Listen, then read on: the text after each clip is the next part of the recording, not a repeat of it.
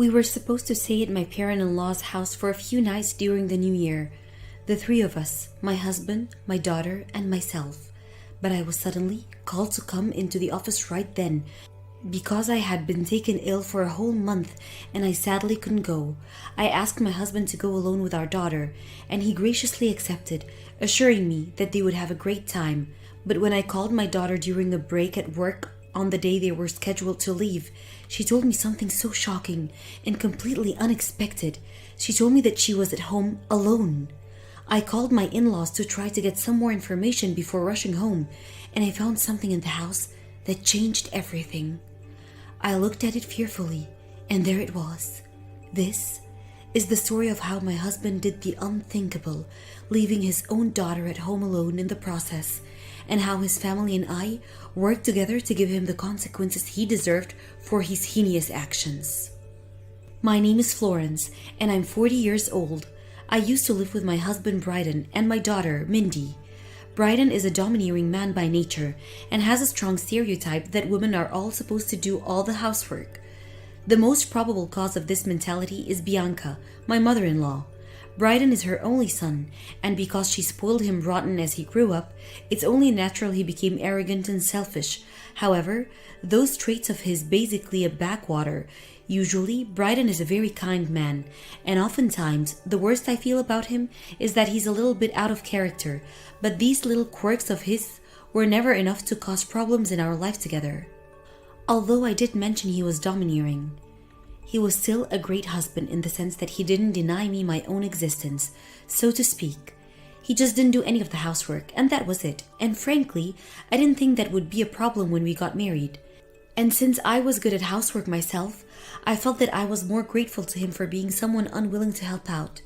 Considering my own personality, I thought that having him help me with the housework would only make things more difficult and frustrating for me. But it was slightly different when it came to raising our daughter. Even in that aspect, he held an adamant attitude about one thing in particular.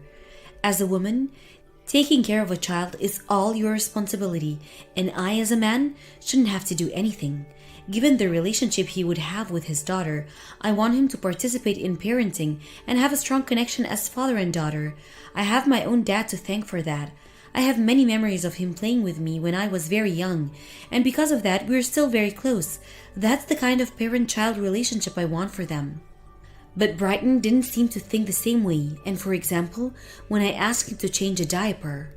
Why do I, a man, have to change diapers of a child? I'm a little busy right now. Can you do it for me? Look, I'm gonna say this once. You're the woman, and therefore, you're the one who's supposed to be raising the baby. I'm out there working and providing the most for the family, right? I'm already doing my part, so I don't have to raise a kid. I was planning on going back to work when Mindy turned a year old, but I didn't know if he'd be willing to help once I did. I was sure he wouldn't. I knew there was nothing more I could say to him on the subject, so I gave up trying to convince him to help me with raising our daughter. In this manner, 4 years passed without Brighton helping me raise our daughter. My daughter celebrated her 5th birthday, and we invited my parents and my in-laws to a family dinner party to celebrate. My daughter seemed very happy because she was the star of the show.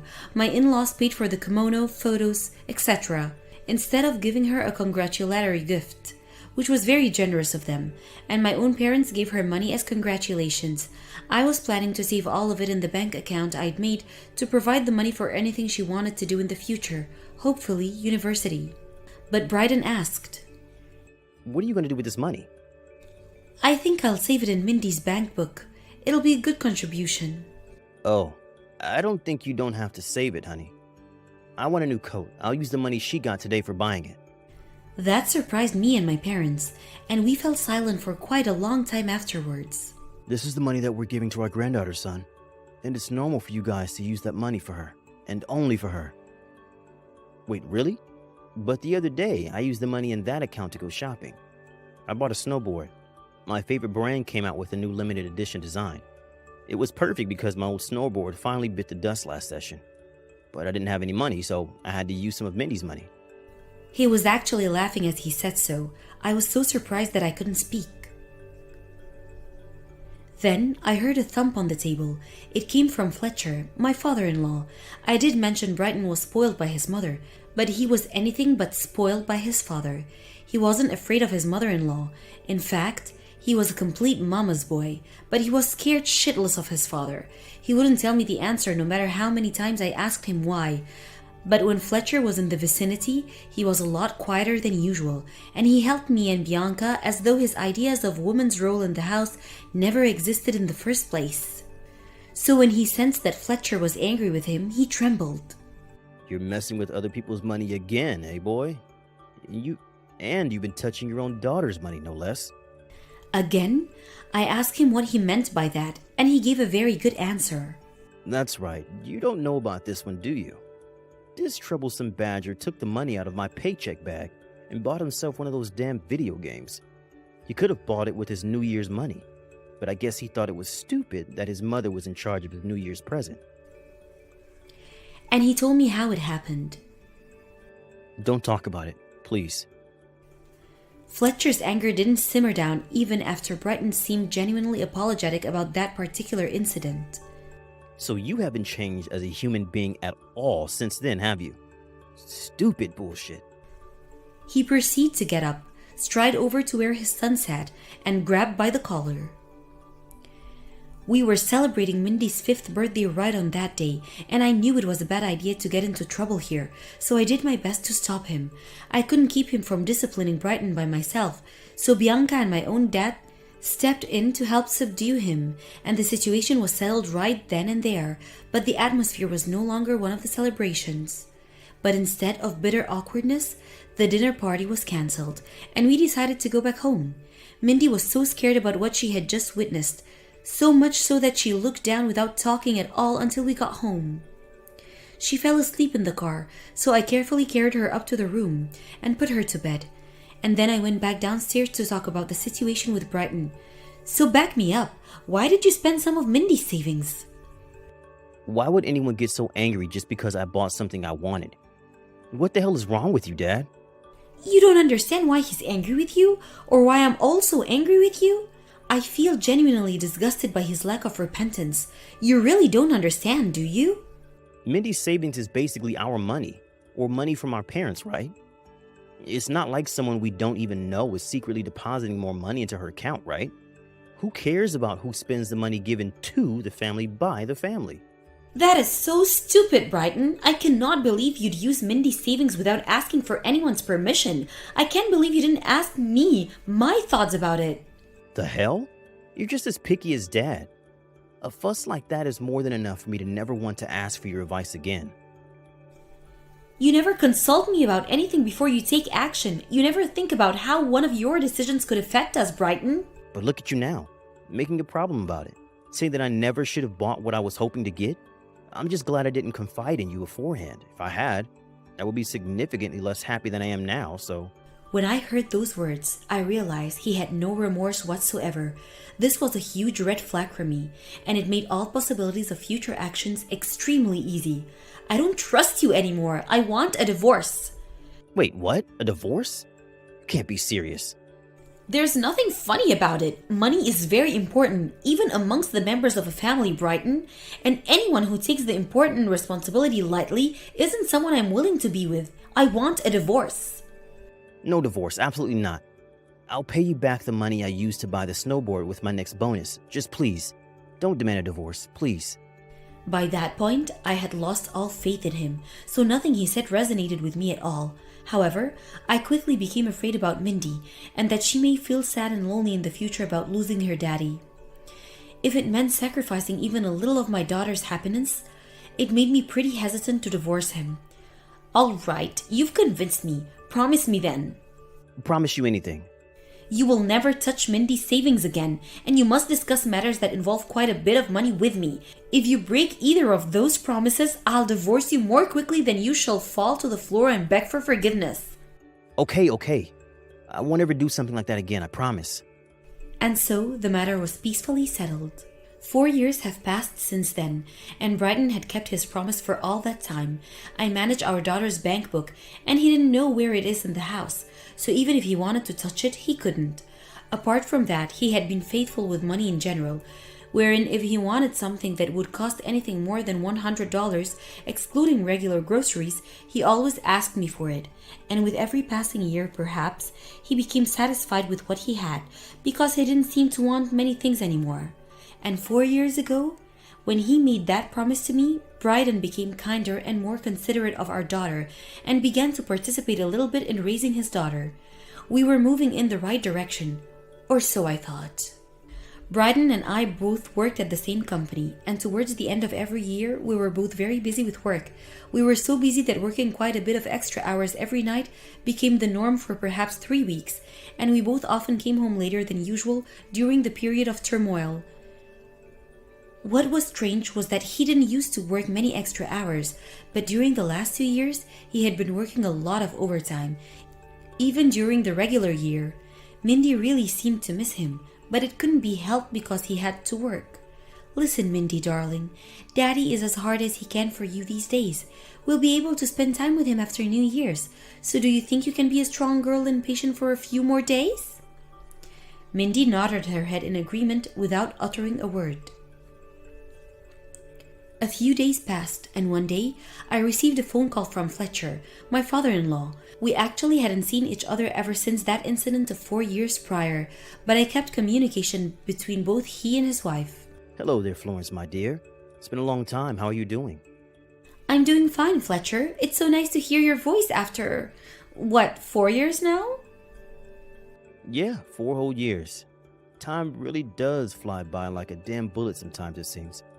It's good to know everyone's doing good. So down to business. We haven't seen Mindy lately, so if you want, you can come stay with us during the New Year's season. Staying with you? I asked Fletcher to confirm I'd heard correctly. There was some static on his end. Maybe he was in a car or somewhere. And I know Mindy heard me because she sprinted to where I sat and started to jump up and down saying, "I want to go, I want to go, I want to go," in enthusiastic repetition. Well, looks like someone's sold on the idea. Of course, Fletcher, if you're truly fine with it, we'll gladly stay over a few nights. I replied. Mindy seemed very happy. When Bryden came home that night, I told him about the phone call, and he said, Well then, it looks like we'll have to take the end of the year off for work, doesn't it? Yep, well, I'll do my best to finish up the work that's piled up, and you do your best too, okay? Tell ya. Let's go to my parents' house for the first time in a while. My husband was also on board with the idea. Perhaps it was necessary in order to get the end of the year off, but he had to work more overtime than ever before. However, right as the end of the year was approaching, someone at my company got called in with a case of pneumonia. They wouldn't be able to come into work for a whole... In a nutshell, I had to go to work at the end of the year too. When I told my husband about it, he responded in a disappointed tone. Oh, come on. Well, I guess there's nothing we could do about it then. I'm really sorry, honey. I wish there was something I could do to change things, and I've never tried, but my boss said they really needed me for just a few days.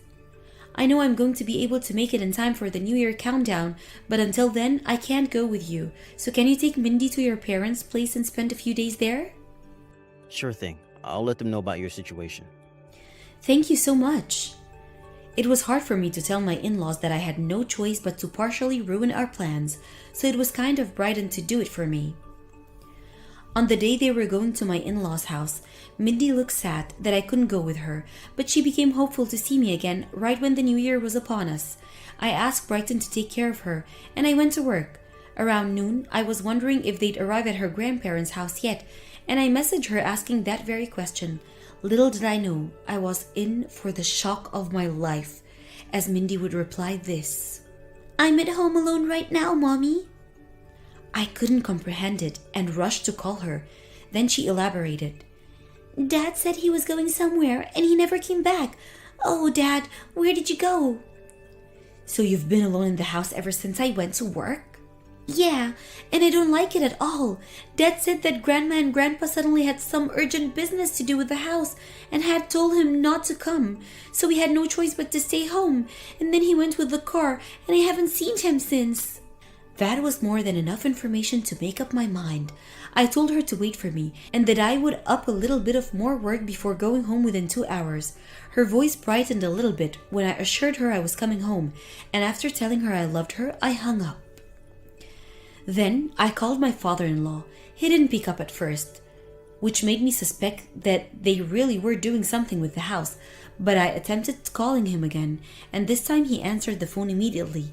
"Hello, Fletcher. I'm sorry to trouble you, but did you have something come up with the house today?" Wait, what? Where did that come from, dear? No, the house is fine. And Brighton told me you had something urgent to do and couldn't come, right? He said that since it would be just him and Mindy coming home, he wouldn't go this time because he only wanted to go if you were coming too. He said that the three of you would come over once you were finished with whatever you had to take care of. Oh, I see. That's only partially true, Fletcher, I'm afraid. The part where something urgent came up is true, but Brighton and I never agreed that he wouldn't take Mindy to your place. We agreed he would take her as they left on schedule, and I was wondering if they arrived yet, so I messaged Mindy, and it turns out she's at home alone right now. Wait, what? That can't be true. I couldn't come home because of work, so I entrusted her with Brighton, but he's apparently gone now. Ah, shit. That boy's such a damn screw-up. Alright, don't worry about a thing, Florence, dear. We'll go to your place now, and you get back home when you're done with whatever you have to do, alright? I'm so sorry, sir. Thank you. We'll talk again when I get home. No worries, dear. Good luck. I hung up the phone and rushed to finish my work as soon as possible. A few hours later, my boss saw me working in a pretty agitated manner, and perhaps she thought something was wrong and asked me what was going on. I explained the situation and she said I could go home, so I thanked her before hurriedly packing up my stuff and leaving. When I got home, Mindy was sleeping because she was tired from playing with her grandparents. I thanked them deeply for their help and further elaborated on the situation. I didn't know where Brighton had gone, so I called his phone, only to discover it was ringing from the coffee table in the living room. He had forgotten his cell phone at home. I was struck by a sensation of guilt as I picked it up, but swallowed it and proceeded to check his messages. That's when I discovered there was a very active exchange of messages with another woman, someone by the name of Vivian. As I scrolled through the messages, I found out more and more of the truth. So I was supposed to go to my parents' house, but my wife couldn't make it. So I'm gonna pull some string to pretend I can't go to my parents' house for the holidays. Or at least not yet. Looks like we'll have that end of the year you've been wanting to go to, darling. Oh, yay! Then I'll open up my schedule for the 29th, alright? The 29th was today. There were a lot of other messages, and it completely confirmed Brighton was having an affair. I showed my in-laws the correspondence, and of course, Fletcher flew into rage, and Bianca looked crestfallen as I saw her hang her head heavy, quivering, breathing coming from her nose. No doubt the poor dear was on the verge of tears. We decided to find out where the date was and shit on their New Year's parade. We checked the messages further and we eventually found they were going to dinner at a hotel in front of the station. So after asking Bianca to wait at home with Mindy, Fletcher and I went to the hotel. We couldn't have arrived at a better time because just as we were stepping out of the car in the parking lot, we caught sight of Brighton and the woman called Vivian coming out of the restaurant looking happy and full. The restaurant immediately gave off the vibe of a 3-star Michelin, with extremely prominent colors illuminating the interior. The exterior was covered with Christmas tree lights, blinking different colors and patterns, revealing a smiling Santa Claus upon his sled and his reindeer running across what appeared to be a starlit sky. The words Merry Christmas and Happy Holidays flashed in red, white, and green. Frankly, the sight was majestic, but it could also give anyone normal human being epileptic seizures with how bright the flashing was. We marched towards them with murderous intent. Brighton quickly noticed us and tried to run away, but Fletcher was faster and tackled him, burying his face in the snow. We shoved them both into the car and headed home. Fletcher grabbed both of their coats and unsheared them inside, sat them both down the floor, and stood in front of them, stance robust, arms across, face expressionless with anger. Care to explain what's going on here, boy? Brighton was trembling, intimidated by his father's demeanor, and started talking. He spoke of how he had been having an affair, about how he had been lying about working late in order to meet up with this woman, and about how she had been buying things for him so he didn't have to confide in me about money anymore. It turned out that Vivian is the vice president of a subcontractor of our workplace, and Brighton was only with her for her money. I was stunned to hear this, but I wasn't stunned with shock. but with shame. I felt ashamed of him as a husband and a man because he was willing to discard his own family for the sake of a woman rich enough to spoil him with things he wanted. I had another look at Vivian and I saw an older woman. She could potentially be seen as attractive in a kind and sexy older sister kind of way. In other words, she looked to be a bit desperate to find a man. And she was definitely of age, and I saw no ring on her hand. I concluded that he must really be with her to be spoiled. Bryden was talking all these stupid excuses to his father, not to me, and by golly, was I taken aback by that as well. Hey, don't tell me all this stupid bullshit, boy. Look your wife in the eyes and tell her. Apologize to her now. Bryden wouldn't meet my gaze and fell silent. Fletcher advanced to grab him by the collar, but Bianca stepped between them. Bryden smiled at her as if he thought she was going to protect him, as per freaking usual. "You stupid son of a bitch!" was what Bianca shouted instead, and she slapped her son across the cheek with such vigor even I could feel the impact. Mom? "I did not raise you like this. You are no longer my son." She shed a waterfall of tears as she became furious. The expression on Bryden's face was priceless. He must have been so shocked because he had never been scolded by his mother in his 42 years of living. I said to him, "I want a divorce. I don't trust you at all anymore. It's one thing to have an affair with another woman. It's something completely different to leave your own daughter at home and go off gallivanting somewhere." Wait a minute, please. I swear on my life, this is not cheating. I never loved her, Florence. I was just with her for her money. You sure got the guts and moxie to say such a cruel thing in front of the same woman. That's just freaking disgusting. I'm not divorcing you, Florence. Please. And then his father advanced and punched him across the left cheek with a flying fist of raging iron. Bryden was sprawling and cried as he stood shakily back up. Fletcher ordered him furiously to accept the divorce, and Bryden just nodded his head in response. Right then and there, I demanded alimony from him and the woman and for child support from him.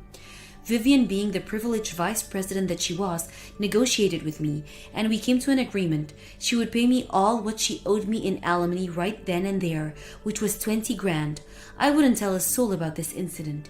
He shook hands on it, and she left a large sack bills on the coffee table before she left, never to return. As for Bryden, he was complaining that he didn't have the money to pay it all in a lump sum. But Fletcher said, "I'll add whatever you don't have so it can be done. And you were going to pay me back." At that, Bryden replied with a quiet yes. Fletcher then proceeded to take my hands and say, "I am really sorry about all of this, Florence. Bianca and I are going to take him home and discipline him properly." "It's all my fault. I raised him the wrong way, and you and Mindy had to pay the price. I'm so sorry. I know it's too late by now, but I'm delusioned now, and I'm going to teach him how to behave well."